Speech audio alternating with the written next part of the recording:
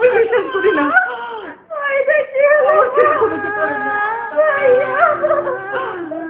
আমার ছেলে ঘুমোতে পারে না, আমার ছেলে ঘুমোতে পারে না।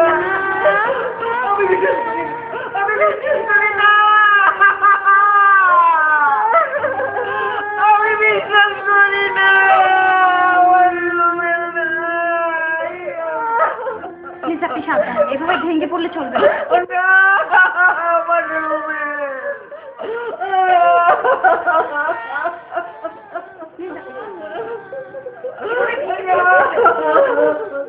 দেখুন মা, যা ঘটে গেছে তা আপনাকে মেনে নিতেই হবে।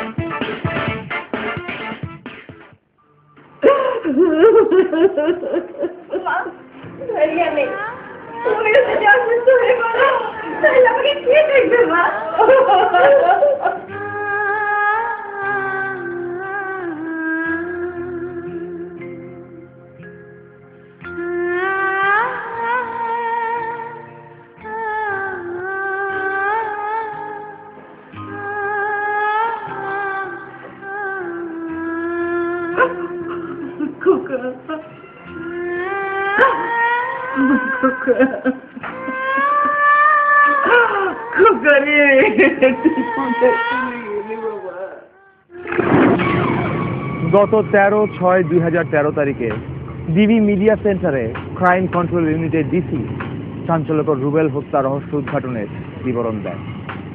পরের দিন দেশের প্রত্যেক দৈনিক পত্রিকার প্রথম পৃষ্ঠায় সেই খবর বিশদভাবে বিবরণ সহকারে ছাপা হয়। বন্ধুর হাতে বন্ধুর নির্মমভাবে খুন হওয়ার ঘটনা। রোমহর্ষক সেই হত্যাকাণ্ডের বিশদ বিবরণ পড়ে সবাই স্তম্ভিত হয়ে যায়, এমনকি আমরাও।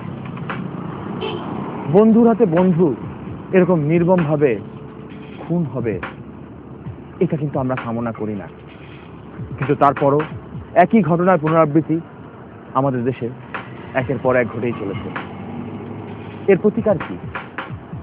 এর প্রতিকার কিন্তু আমরা নিজেরাই আমাদের নিজেদের জায়গা থেকে সচেতনভাবে পালন করতে পারি। আমরা যদি প্রত্যেকে আমাদের সন্তানের বন্ধুর ব্যাপারে বিশদভাবে খোঁজ খবর নেই, নিজের সন্তানের সাথে বন্ধুর মতো মিশি, তাহলেই কিন্তু আমরা তার বন্ধু সম্পর্কে সমস্ত তথ্য জানতে পারবো, এবং যাতে করে সেই বিশ্বস্ত বন্ধুর হাতে নিজের সন্তানটি নির্মমভাবে খুন হওয়ার সম্ভাবনা আর থাকবে না। দর্শক মণ্ডলী, আমরা আগামী পর্বে আপনাদের সামনে এরকম আরো একটি হৃদয় বিদারক ঘটনা, যা কিনা আপনার এবং আমার যে কারো জীবনেরই একটি অংশ, এবং আপনাকে আমাকে সবাইকে নাড়া দিয়ে যাবে, এরকম ঘটনা আপনাদের সামনে উপস্থাপন করব। আপনারা সবাই ভালো থাকবেন, সুস্থ থাকবেন, নিরাপদে থাকবেন। আপনাদের নিরাপত্তাই কিন্তু আমাদের কাম্য। Take care.